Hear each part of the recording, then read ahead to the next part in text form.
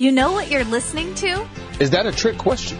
It's the I Still Love This Game podcast with your host, Matthew Damian. He's an idiot. Don't listen to this. He's an idiot.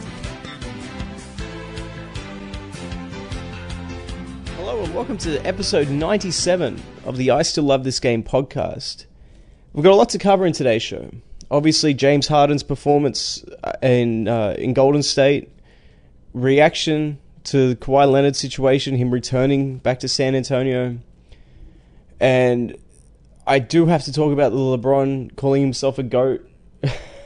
The GOAT. I don't know how there's multiple GOATs now. People are now saying there's a GOAT of a week. So I think it's like a flavor of the month. It's incredible. But I got far too many questions regarding that. People wanted me to speak or respond to what he had to say. So we'll get to all those topics in a minute. I did get a fantastic question, however, and I wanted to do the entire episode pretty much on this. And it was, somebody had seen the trailer, I guess, there's a Jordan documentary coming out on ESPN or Netflix. I knew there was one coming out on Netflix. I didn't know there was one coming out on ESPN. And in it, I think it was Rodman that said it, because I saw the link that the guy sent me. And I think it was Rodman saying, I know they hated Scottie. Now, to be clear, I don't know who he's referring to when he says they. Because I haven't seen the documentary. He could be talking about Jordan. He could be talking about Phil Jackson. He could be talking about the Bulls management. That would make a lot more sense with the way that they actually treated Pippen. But nonetheless, there was a lot of resentment that the Bulls, especially Jordan and especially Jackson, were able to sweep under the rug and to cover very, very well from Pippen's side. And I wanted to cover that in today's show. So I actually did quite a bit of research. And I, in the middle of writing a book and everything, I thought this topic was too good. I have to talk about this. And the very first thing that might be surprising to some newer NBA fans, I'm not going to say younger, but newer fans, because when you think back to Pippen and Jordan recently, the most important moments recently for both of these guys was their Hall of Fame inductions. And Jordan led off his Hall of Fame induction speech by saying, whenever you see highlights of me, you also see Scottie Pippen. That's a direct quote. That's a really, really telling thing, because what he is saying is my career, my accomplishments. Scottie Pippen has a lot to do with those accomplishments. And Pippen the very next year was inducted. Both of them were first ballot Hall of Famers, by the way. Pippen retired a year later. And Pippen said, to be inducted into the Hall of Fame 23 laters by the greatest player of all time, obviously a reference to Jordan, who wore number 23, is the greatest honor. Once again, a direct quote. So let's get into this, because when you hear those quotes, you think, oh, kumbaya, everything's fine, right? Everything's fantastic. To quote LeBron, who was quoting a rapper, everything's kosher, right? No, because we're going to get into that. And when you think about the game of basketball and the history of basketball, and it's filled with unbelievable duos. You want to talk about the blueprint, how the blueprint has changed for winning in basketball. It really hasn't. People say you need a super team now.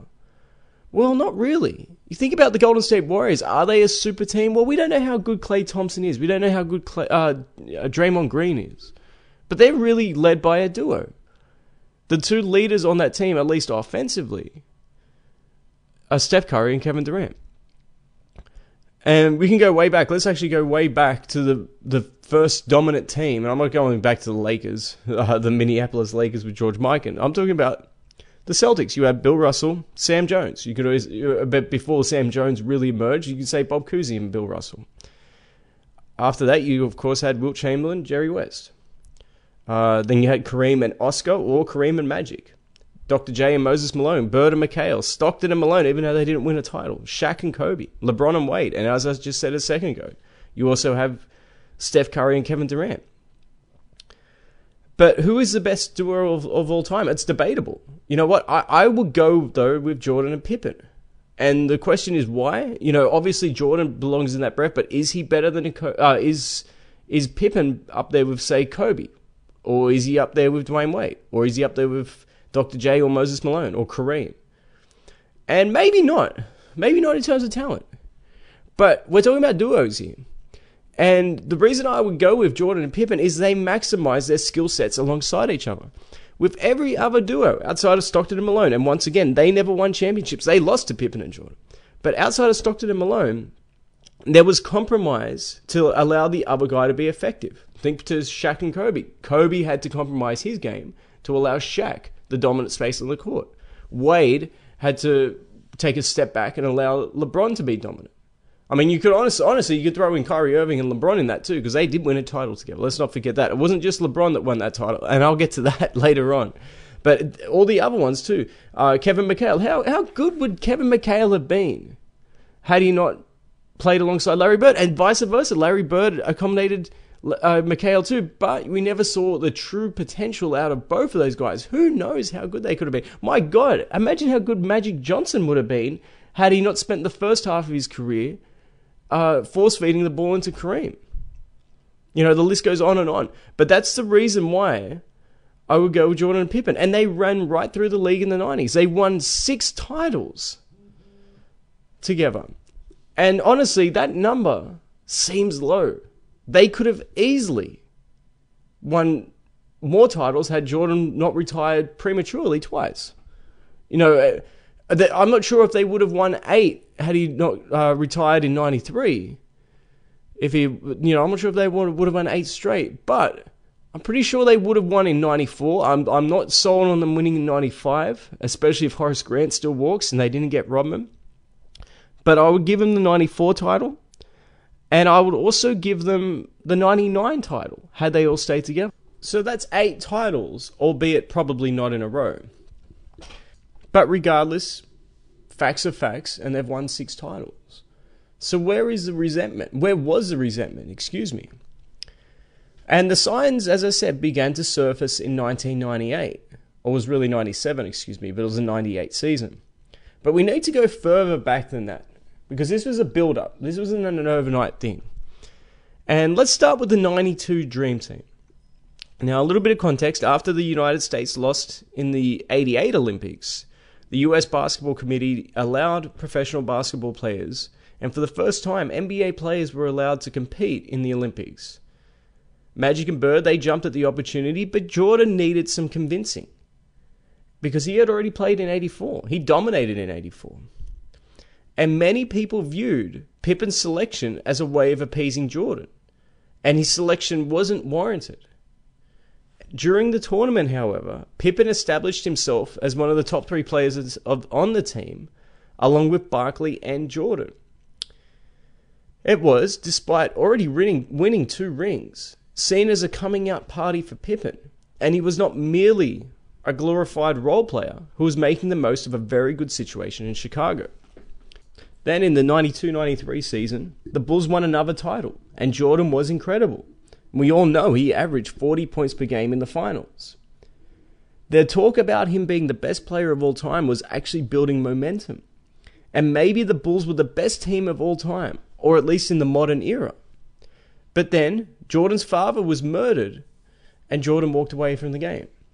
Pippen was thrusted into the role of being the superstar of the team for the 93-94 season. And he played incredibly well in leading the Bulls to the second round playoffs against the Knicks. That series was littered with controversy, but the most glaring moment happened in Game 3. With the Knicks already up 2-0, and up by a point with less than a second to play, Chicago had to score or they would face an 0-3 deficit. Phil Jackson, one of the greatest basketball minds of all time, he drew up the play for the rookie Tony Kukoc instead of Pippen. Now let's just think about that for a minute. Pippen had ascended to the NBA elite. There was no questioning. There was no doubting. You couldn't say, well, he's good because of Jordan anymore. He was, in his own right, a top 5 player of all time. And Jackson went to a rookie instead of him in that situation. Now, what does that tell you about the trust, or lack thereof, that Jackson had with Pippen to deliver? Pippen capitulated and refused to enter the court. And for what it's worth, Kukoc made the shot, which further solidifying Jackson's genius when it comes to basketball. The Bulls would go on to tie the series, but would eventually lose in 7 games. The next season, the Bulls' rebuild really started because, they brought in some players. They brought in Steve Kerr, Tony Kukoc, Luke Longley. But they still had the old players. They still had Horace Grant. They still had B.J. Armstrong, John Paxson, and Bill Cartwright. But after the 94 season, Horace Grant left, Bill Cartwright and John Paxson retired. The Bulls did bring in Ron Harper from the Clippers, but he wasn't a productive, at least from a scoring standpoint, player. And despite Pippen's excellent play, the team was 34-31 and were in serious danger of missing the playoffs. And this is before Jordan came back, obviously. Now, prior to the Jordan returning and prior to the trade deadline, the Bulls were actively seeking to trade Scottie Pippen for Shawn Kemp, which in hindsight doesn't sound that bad of a deal. However, they were also looking, and I have to laugh at this, they were actually looking to trade Pippen for Dan Marley, who was an all-star, yes, I get that, but Dan Marley for Scottie Pippen, come on. That's how little the Bulls actually thought of Pippen's game, and who would know Pippen better than the Bulls organization? Now, that's when Jordan returned, at the 34-31 mark. And he was rusty at times, but he was able to push the Bulls to a 13-4 record in the final 17 games and secured the number 5 seed. So they went from being on the verge of being not even making the playoffs to being the 5 seed. So don't tell me about Pippen always being the valuable member of the Bulls. How about we talk about that too? Now, the Bulls would advance past Charlotte, but of course, despite what a lot of LeBron fans will parrot repeatedly, they did lose to the Magic. Nobody's denying that. All the hype at that time was centered around Jordan, and despite him going out of his way to declare that this was Pippen's team. Then, in 1995, the offseason of 95, the Bulls added Rodman, and Harper became much more comfortable in his role as being a defensive specialist. And the Chicago looked better than any team I've ever seen. They won 72 games and blitzed the league en route to a championship. Now, you might be saying, well, hold on a second, Golden State won 73 games. Well, they also lost the title too, so that kind of nerfs any comparison between the two. But if we're just comparing regular season, the Bulls lost one game, I believe it was to Miami, or it could have been to the Knicks, by I think it was 25 points. It was pretty bad. It was a game that Rex Chapman actually had a really good shooting performance. Beyond that, there was only one other time that they lost that was above single digits. So what I'm saying here is the Bulls very easily could have been 77 or have won 77 or 78 games. They were competitive in every other game. And the only two that I can think of was a loss to the Suns by 10. And it was either the Knicks or the Heat where it was by 20-something. All the others, they were very competitive with. Very unlucky to not, really flirt with 80-2. And man, if the season wasn't so long, I mean, just think about that. The grind associated with that. For them to even flirt with that kind of number. Even Golden State, when they won 73 games, when they would lose games, they would get pounded. So just keep that in mind. But getting back to the Bulls of 96, as I said, they won 72 games and they completely tore apart the league. They embarrassed the league. Pippen, of course, after 94, he was never ever considered just a sidekick anymore. But in all fairness, he was often overlooked by the casual fans. The next season, the Bulls were just as dominant. They won 69 games, and once again, they claimed another title. But this is when the signs of tension began to appear. During the 97 finals, Pippen was questionable to even play because of an ankle injury that required surgery.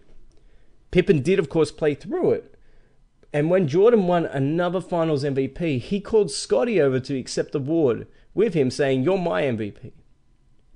Then the 97 offseason hit, and this is really when it hit the fan. Now, as Pippen was recovering from surgery on that ankle, he demanded to be traded. He felt that he had been disrespected by the Bulls with his low salary, of course, relatively speaking, low salary. In NBA standards, it was a low contract. And a strained relationship between management, who had tried to trade him, and especially Jerry Krause, and Pippen was one that made it public. the Bulls looked for trade options that included packages with the Celtics, who owned the number 3 and the number 6 picks in that draft, along with the Raptors, who had the number 9 pick. Now, trading Pippen was difficult, though, because he was in the final year of his contract. So a lot of teams weren't willing to give up good assets for a guy that could bolt. We've seen that before, by the way, when teams have made that trade. Think Paul George. That turned out well for Oklahoma because he ended up resigning. But there wasn't a huge market for him because teams weren't convinced that he was actually going to stick around. They thought he was going to go to the Lakers. Now, Jordan was actually the one who nixed the deal, or any potential deal, with the Bulls trading Pippen, stating that had they traded Pippen, he would not return. For what it's worth, though, Jordan also demanded that the Bulls keep Jackson on as head coach, otherwise he won't return to play for another coach. The Bulls caved into his demands and did not trade Pippen along with re-signing Jackson. Now, the Bulls struggled early on as Pippen rested and he recovered from the ankle surgery. And they started the season 8-7. Now, keep in mind that this is the same team that was 141-23 over the last 2 regular seasons. And in 96, they had only lost 10 games the entire season. So losing 7 out of the first 15 games for this team was shocking. But they righted the ship to be in first place in the East with a 26-12 record when Pippen did finally return. When the Bulls were struggling, though, Pippen was throwing cheap shots at his own team. During that early run, the Bulls had to endure 2 overtimes against the Clippers before getting the victory. And after the game, Pippen stated, "I'd rather lose in regulation than win in double overtime against the Clippers."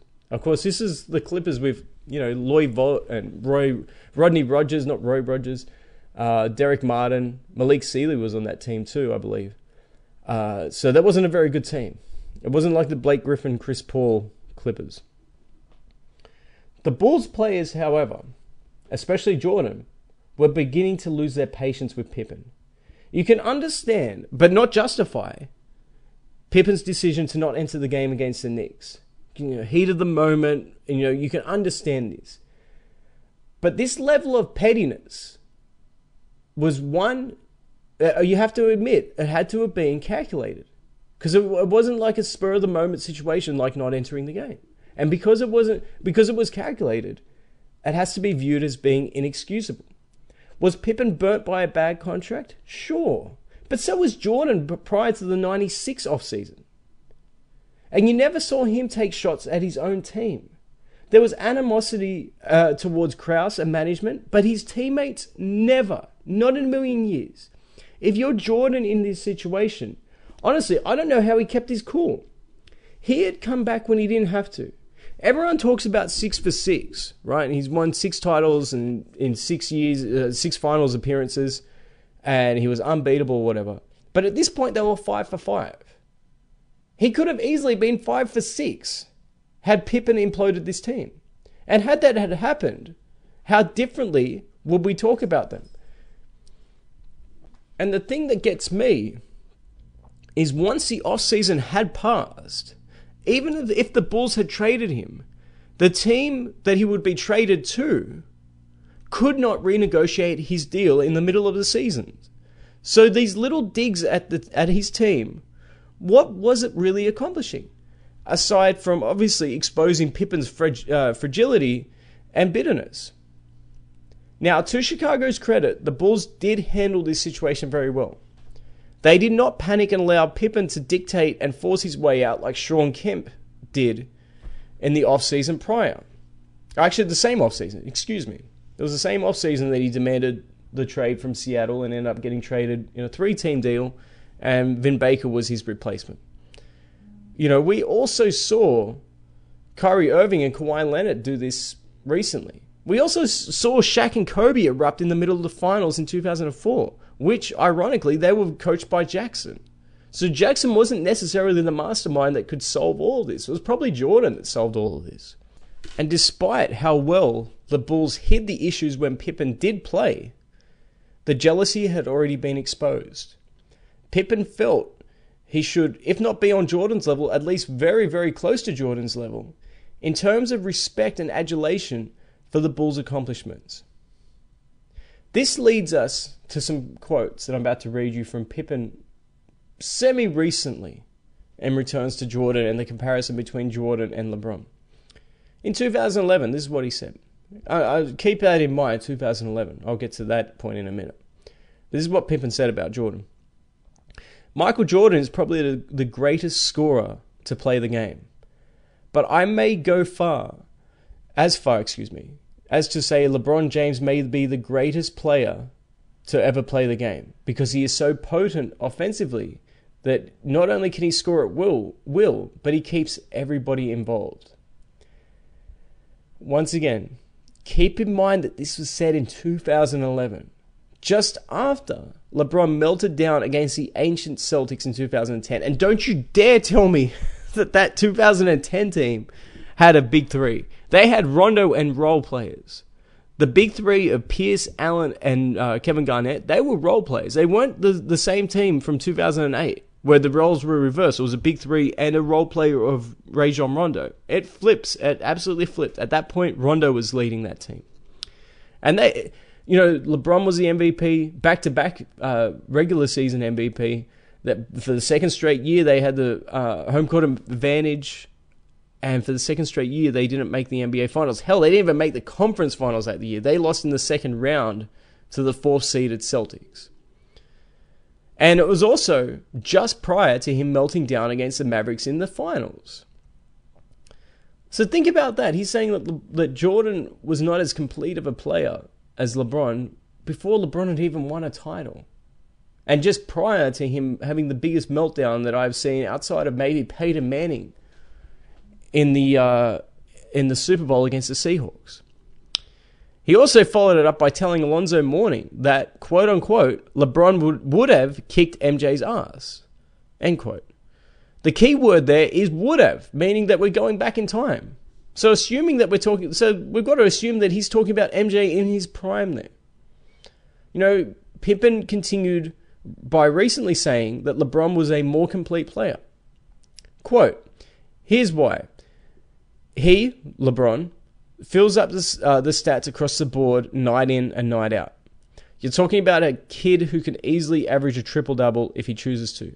I don't think Michael Jordan had that option. It's not in his demeanor as a player. So these are shots. These are absolute shots coming from, because you've got to consider the source. It's coming from Pippen, somebody that he played with and accomplished so many things together with Jordan. 6 titles and a gold medal. That's impressive. That's a lot. That's a hell of a lot.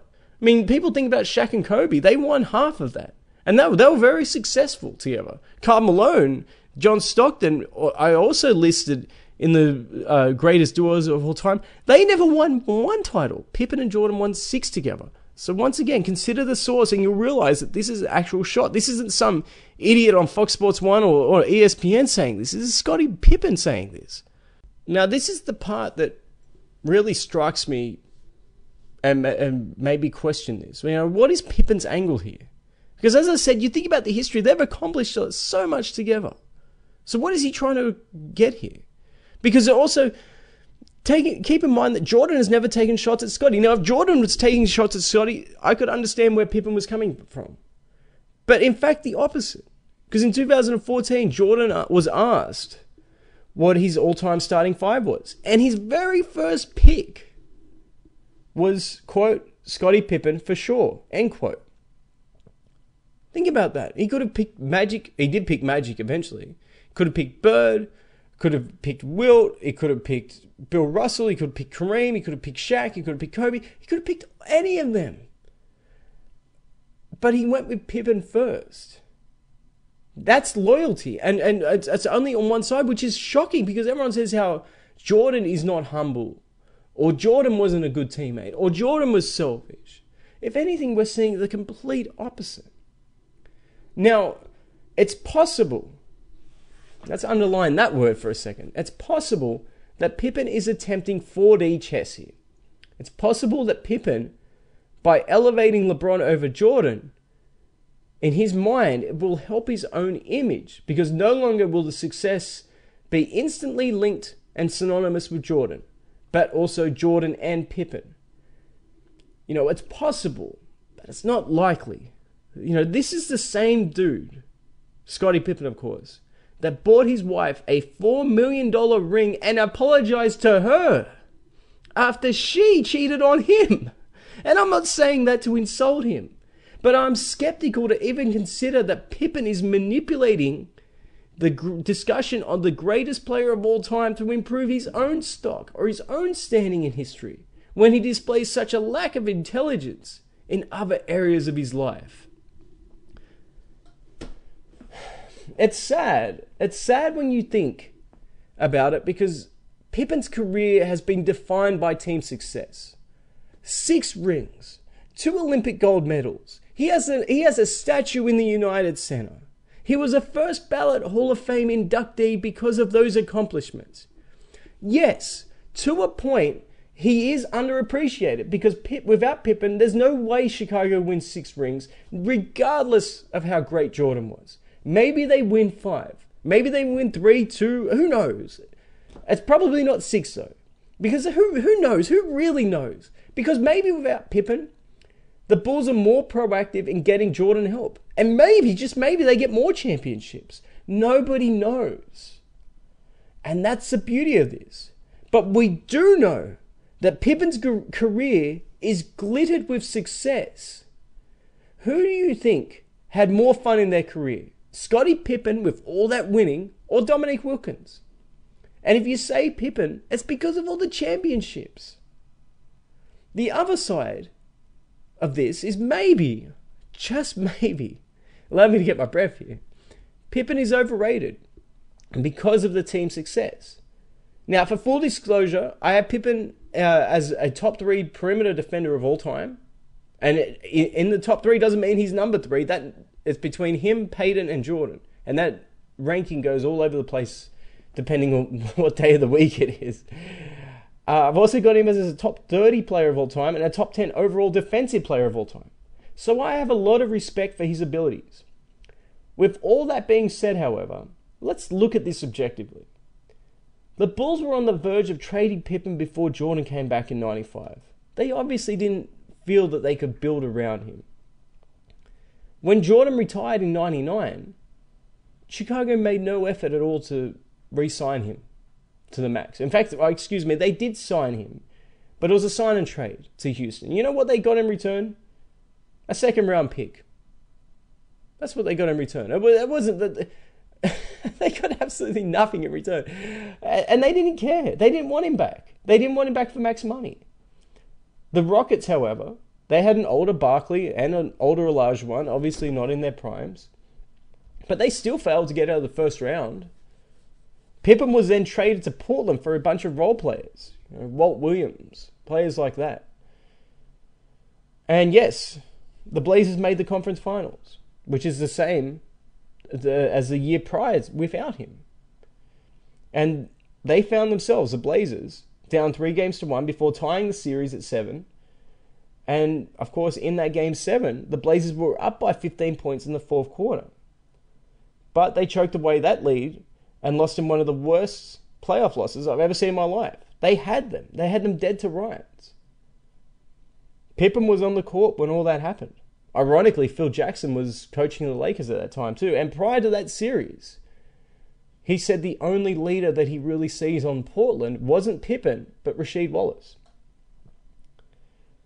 After that series, the Pippen would never win another playoff round again. Multiple first-round exits with that Blazers team that was loaded with talent. Now, what would Pippen have been without Jordan? Now, think about that. I want you to really think about it. What would his career be without MJ? And then try to compare that to what he was with Jordan. It's an incredible difference. Do you think he even gets 1 championship instead of 6? I don't think so. I would bet the house that he gets nowhere near 6. And to think, he nearly imploded all of that at the start of the 97-98 season because he felt underappreciated. Whatever, man. He had a great career. He wasn't as good as Jordan. But just ask Barkley how life was going up against MJ. Ask Karl Malone. Ask Patrick Ewing. Ask Drexler. You know, you can run through the list. Ask Reggie Miller. There's lots of them. Ask Gary Payton. Pippen was blessed to never have to deal with that question. You know, if only he'd view it that way instead of being insecure about it and taking the shots at Jordan that he does. So that's essentially the story behind Pippen not only requesting or demanding a trade in the 97-98 season, but maybe it makes a little bit more sense now why he says what he says about Jordan now in relation to LeBron. And I think that's meant to be his guy. You know what I mean? I can't remember what All-Star game it was, All-Star weekend, but Kobe Bryant, it was just after they got Pau Gasol, and Kobe Bryant was asked if you could play with anybody in the NBA right now, you could pick anybody. Well, it was Dwight Howard. Dwight Howard was playing so good at that point. LeBron James was playing well. You had the big three in Boston at that point. I think it was just after they had lost to the Celtics in the NBA Finals. Allen Iverson was still playing well. Dwayne Wade was still a great player. You know, there was a lot of talent in the league at that point. And Kobe was asked, if you can play with anybody, who would you play with? Without any hesitation, he said Pau Gasol. And that was his teammate. That's the loyalty you're meant to have. And it's funny that Kobe, of all people, people think he ran Shaq out of town, and to a certain extent, they're right. But if Kobe was able to show that loyalty towards Pau Gasol, why the hell can, Scottie Pippen not show that loyalty to Jordan? Jordan shows it to him. Why can't Scottie show it back to him, to Jordan? And Scottie's career is far too good to be considered a prop to elevate LeBron's standing. The only people that really talk about Scottie Pippen right now are LeBron fans that say, "Oh, Jordan was 1-9 without Scottie Pippen in the playoffs." They're the only people that talk about Scottie Pippen. And then, if Scottie Pippen's that good, then you should put him in your top 15. Even if it was equal to Jordan for those championships, put him in your top 15 players of all time. They don't. They'd have idiots like Giannis in front of him. And I don't mean idiots like Giannis, excuse me. Giannis is a great player, but he's proven nothing. He really has. What has he done apart from make the playoffs a couple of times and being in great positions to advance, albeit in the lower seedings, but he's put his team in a great position to advance in the first round and still not being able to get the job done. So I just wish Pippen would realize that these LeBron fans, they don't care. They would sell their own mother's soul in order to elevate LeBron's standing in history. And that might sound harsh. That really might sound harsh. And we may as well get into it now because of this whole GOAT thing where LeBron got up on his own TV show. So he wasn't even asked this. It wasn't like an interviewer sprung this question on him unexpectedly. This is his own show. He's a producer on this show on HBO. So if he wasn't happy with the answer, guess what? You can cut it out. When I get any guest on my show, one of the very first things I tell them, I say, hey, look, if you're uncomfortable with any way you've answered a question or whatever, just let me know. I'll cut it out. You know why? Because I'm the producer on my show. I answer to nobody. This is why I can say the things that I say. So if LeBron had to have been comfortable with his response, if it wasn't even scripted, I'm not even sure if it wasn't scripted. Anyway, LeBron pronounced to the world that he felt that he was the greatest player of all time after the 2016 title. Because one, he beat the quote-unquote the best team of all time in the 2016 Warriors. Isn't it funny how he says that he beat them? When we say that Jordan won 6 titles, oh, no. Those are team accomplishments. This is the same individual that said that Jordan was overrated because championships are a team accomplishment.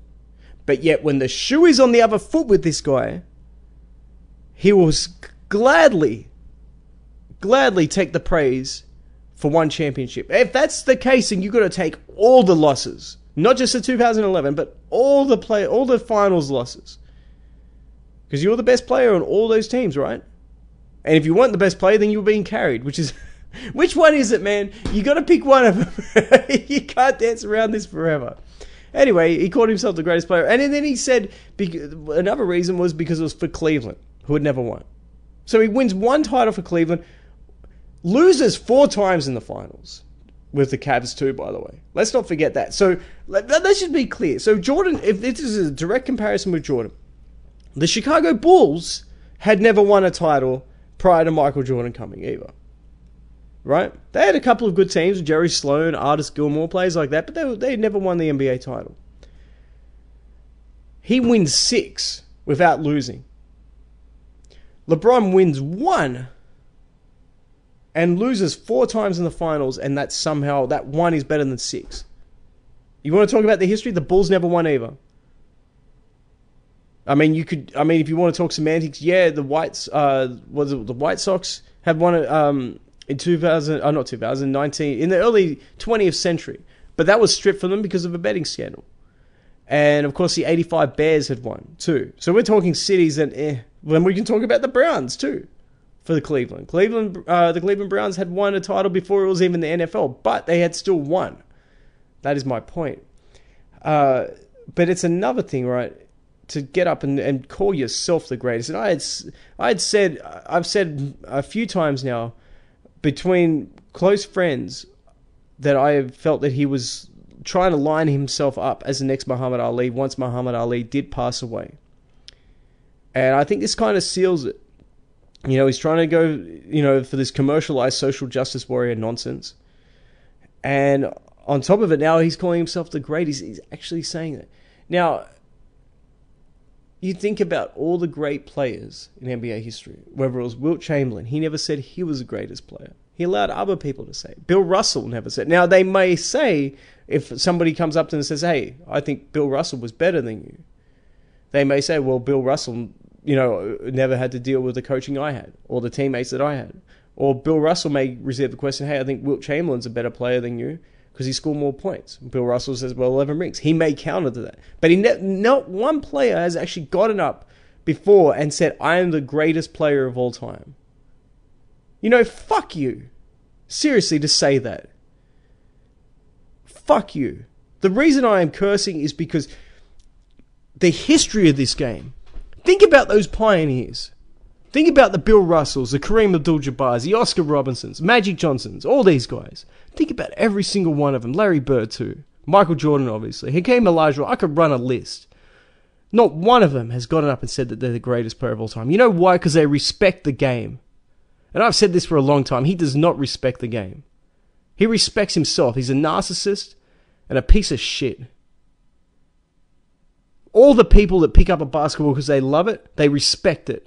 They don't do it because they look good.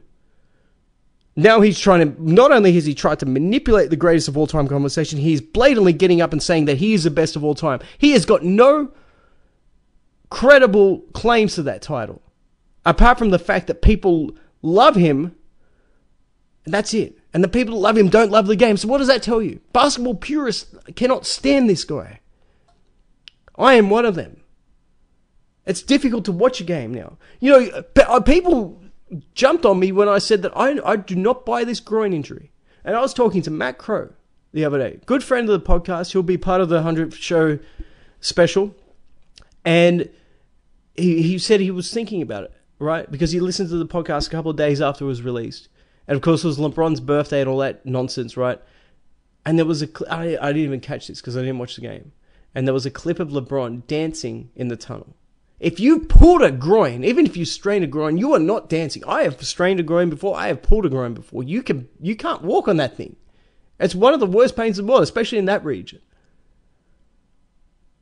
And for him to get up and dance, I would bet my bottom dollar right now that was faked. Either it was faked so we can try to manipulate the MVP conversation so you can say, well, they were the 4th seed or the 5th seed prior to him getting injured, and now they're out of the playoffs because he missed 2 weeks. Or he needed a rest. Or he needed to go back to whatever supplements, quote-unquote supplements that he's taking. Just like he did when he first came back to Cleveland as well. And he didn't look athletic. He looked like a shell of himself. It took a couple of weeks off in the middle of the season to rest. went down to Miami, came back, and what a surprise. Just as athletic as before, maybe even more athletic than before. The point that I'm making here is he is not to be trusted. And what I should thank him for is he has exposed the casual basketball fans from the basketball purists. And the basketball culture, the NBA culture, it's got an identity crisis. Which one is it going to cater to? Is it going to cater to the dickhead casual fans that sit around playing NBA 2K and looking up stats all day trying to justify their point of view? Or the ones that actually watch the games, they go to the games, they enjoy the games, they care about the history? Which one is it? Because for all the, this is another topic that I'm going to get into another day. But think about why Kevin Durant is so hated. He's hated why? He was loved in Oklahoma. But it wasn't until he became not just a threat to LeBron's legacy, but an absolute roadblock to LeBron's path to the greatest of all time. That's when he started becoming really hated. And what did he do? He left teams. Okay, he left teams. I don't like the fact that he went to Golden State. But if you're going to hate the fact that he went to Golden State, hate the fact that LeBron went to Miami first. If you're going to say, well, that's different. How is it different? Why? Because Golden State had won before? Guess what? Miami had won before too. Oh, well, hold on a second. This team was a 73-win team. Not the same thing. Well, okay, fair enough. They weren't a 73-win team. But what happened? What was the actual expectations for that Miami Heat team? Not 2, not 3, not 4, not 5. Not my words, by the way. Not 6, not 7, not 8. LeBron's words. That was his expectation. That's what he wanted to get done there. He went there for the easy way out. The same way that Kevin Durant did. If you hate Kevin Durant for going there, hate LeBron for starting this. Hate him even more. Kevin Durant is following the blueprint that LeBron started. And that will be another episode coming up. I don't want to get too far into that, but just think about that. Think about the lack of respect for the game now and the history of the game. If you enjoy the game now, it's because of those legends, the Oscar Robinsons, the Jerry West, the Willis Reeds, all those great players. Dr. J, my God, how did I feel like punching myself in the face for even forgetting his name in this conversation. Think about all the sacrifices they made, all the bullshit they had to put up with. And this prima donna wants to slap them all in the face and call himself the greatest. Give me a break. A couple of other things from last night, and I'll get out of here. James Harden, my God. My God. Just when the first half, it looked like, all right, the Warriors have this figured out. They, the Rockets had peaked. We've seen the best from them out of this streak. The Warriors, they're kind of putting them in their place and everything. Second half, no. Kevin Durant, speaking of Kevin Durant, if anyone thinks that the refs do not control or then they don't manipulate games, or they're not, I wouldn't say the games are rigged per se, but I think the officiating is rigged. I think you can't control what a player does out there. You can't control whether a player makes or misses a shot unless they're getting hacked, like in Game 7 of the conference finals, for example.